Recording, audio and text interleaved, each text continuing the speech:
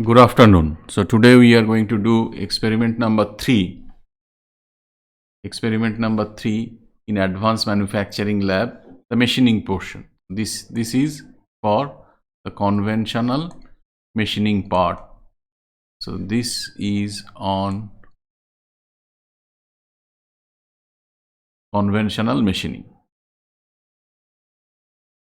Now, why cutting temperature? Already we have done 2 experiments. So experiment number 1, experiment number 2. In experiment number 1 and 2, we have studied the effect of process parameter and at times machining environment.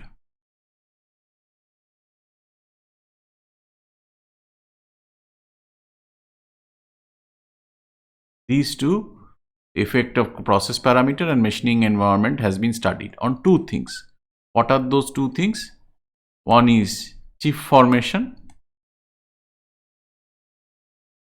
and we have also studied their effect on cutting forces and specific cutting energy. Why we have studied them? We have studied them because chip formation and cutting forces and specific energy, they are very important machinability characteristics. For that reason, we have studied the effect of the process parameter and, in case of chip formation, effect of machining environment on them.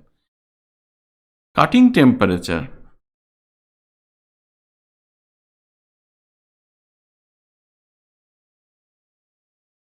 is similarly a very important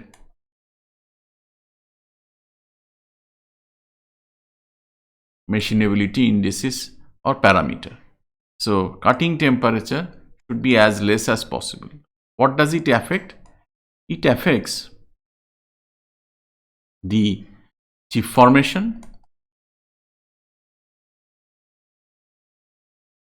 it affects something which is called built-up edge formation, and most importantly, it affects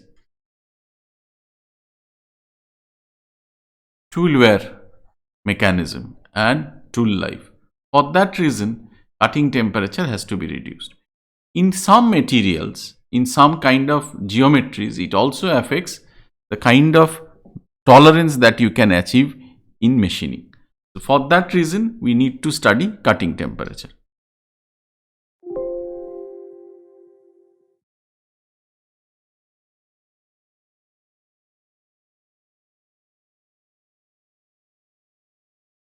Now, what is cutting temperature? So this is our workpiece. This is the chip formation which has been shown. So this is the workpiece which is rotating in this particular direction. This is the cutting tool. This cutting tool is being fed in this direction, in the longitudinal direction. This is the feed amount, that is how much millimeter per revolution, and this is the chip which is coming out. So this is the chip thickness that is also shown. So this is the mechanism, and this is the same thing which has been drawn on orthogonal plane. So this one is the uncut chip thickness. As you already know, uncut chip thickness is a function of feed and principal cutting edge angle.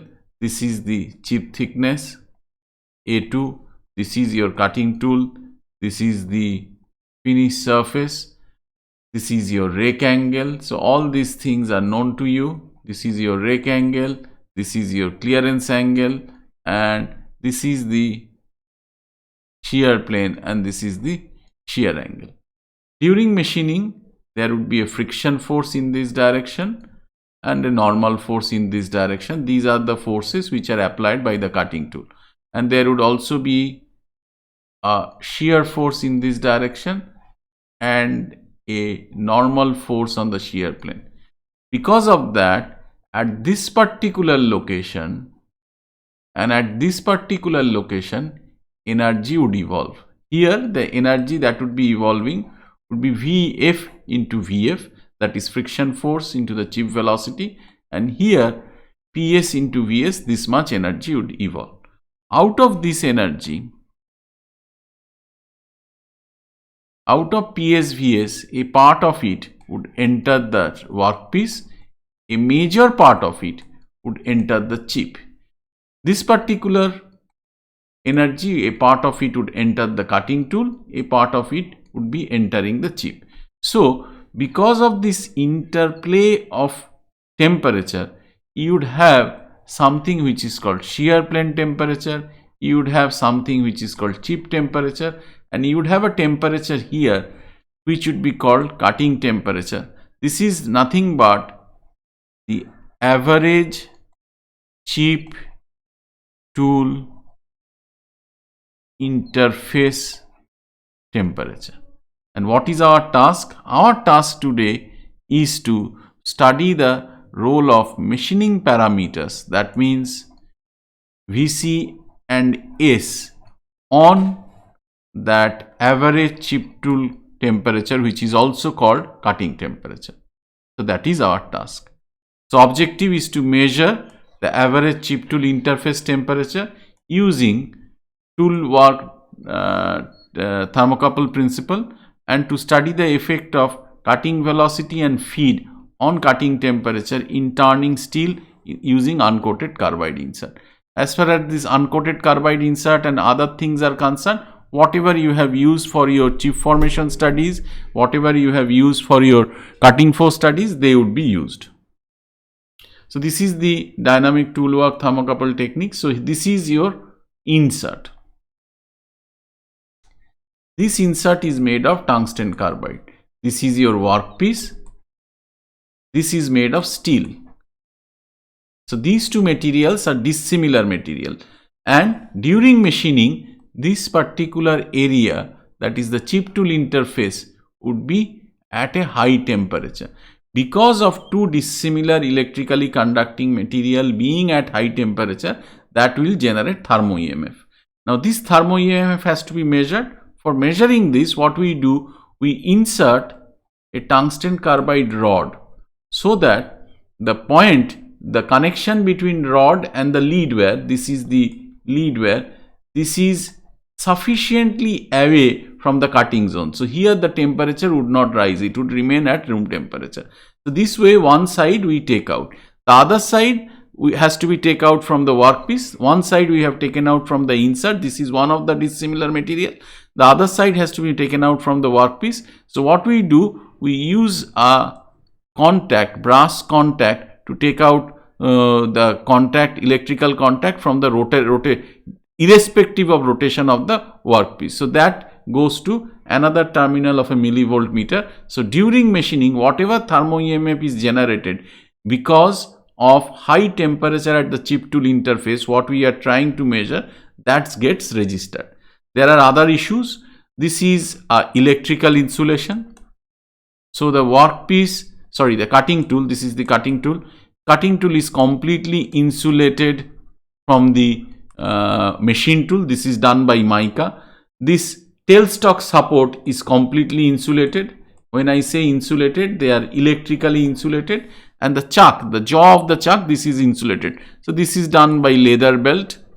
So this is done by leather pieces. These are done by insulation tapes. And here, as because the workpiece, the cutting tool has to be clamped, this insulation is done by mica sheets. In your demo video, all these things, how the insulations are done, that would be shown. The most important thing, what is the working principle? This is my insert, which is made of tungsten carbide. This is my workpiece, which is made of steel. So this is made of tungsten carbide, this is made of steel. This area is at high temperature, two dissimilar materials, so that will generate thermo EMF. That thermo EMF needs to be measured. So one lead has to be taken out from the workpiece side. That is done by pressing a small segment of brass brush on this, and from the other side it is taken out by a lead wire. However, the lead wire is not connected to the insert, it is rather connected to a long tungsten carbide rod, so that where this connection takes place, the temperature is at room temperature, and that is connected to a millivolt meter. So thermo EMF gets measured in the millivolt meter. If you know what is the calibration constant, you know how much is the average chip tool interface temperature. So this is the working principle of tool work thermocouple technique. Now this is work material composition. Work material composition is already there. It is a C60 tool, so it is a plain carbon steel with 0.6% carbon. This is a spun. This geometry was also given to you earlier. Once again I am writing. Gamma should have been written earlier, that I have missed.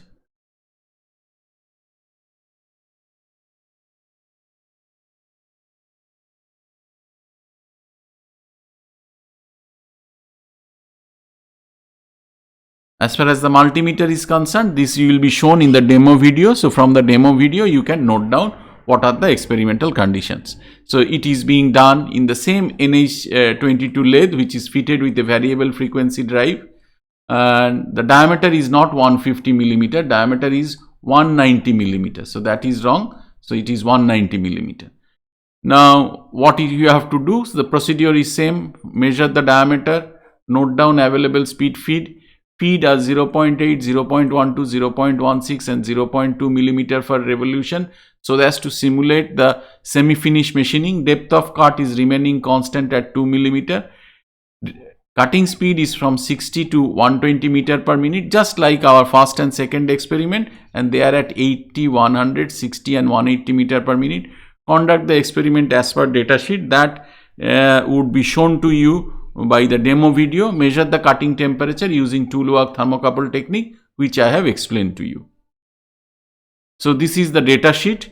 So first experiment you have to conduct when your cutting velocity is remaining constant, and next experiment you have to conduct when your feed is remaining constant and cutting velocity is changing.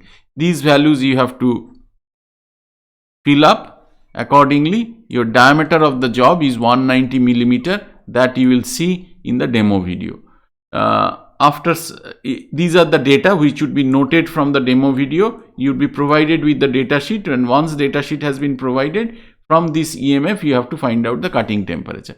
Cutting temperature, how is it calculated from EMF, would be shown in the next slide. So this is the way it is shown. So 68 is the calibration constant into EMF into cutting temperature. So there we do not have any temperature, anything which is 10. Had there been 10, then the temperature would have been 68 into 10 plus 28. That would have been 708 degrees centigrade. So that would have been the case. But here we do not have such a high value of temperature, but the EMF values are given here and EMF values are given here.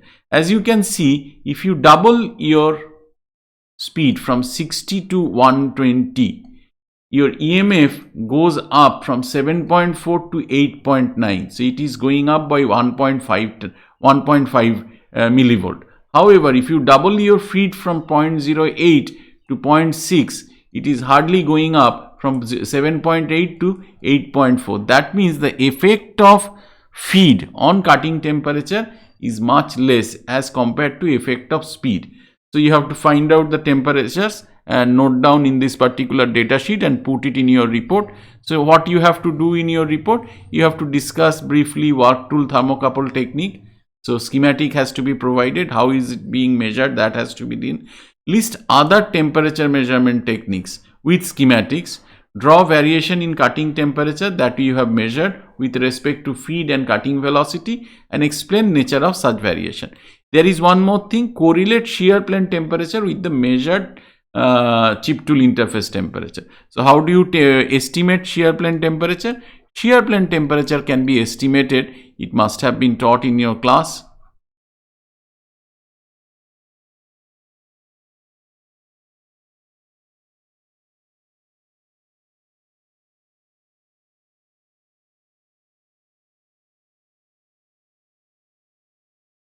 In this way. Just a minute. So this is the way it can be estimated. What are the other things? So this is PSVS, amount of energy which is evolving at the shear zone. This is the material removal rate. This is the density. So this was in meter cube per second. Density is kg per millimeter cube. and this is the specific heat, which is joule per kg per degree Kelvin. So what would happen? This meter cube will cancel out. This joule, this kg will cancel out. This would be nothing but in joule per second. So this per second and per second will cancel out. This joule and this joule will cancel out. This degree centigrade or degree Kelvin will come here. So you will get the estimated value of shear plane temperature. What is this guy? This is the fraction of heat from the primary shear zone which is entering the workpiece. Fraction of heat of the fraction of heat entering the workpiece. I have not written everything, so that once again you can calculate by going through textbooks, that is the book of Professor A.B. Chattopadhyay, or you can go through the material given in your class in theory of machining. So this is what has to be done. As I said, in this particular presentation, the demo video is not there. So demo video and this particular video, both of them, they would be uploaded, and you have to go through both of them and then submit the report as it would be mentioned in the Microsoft Team account or channel. Thank you so much.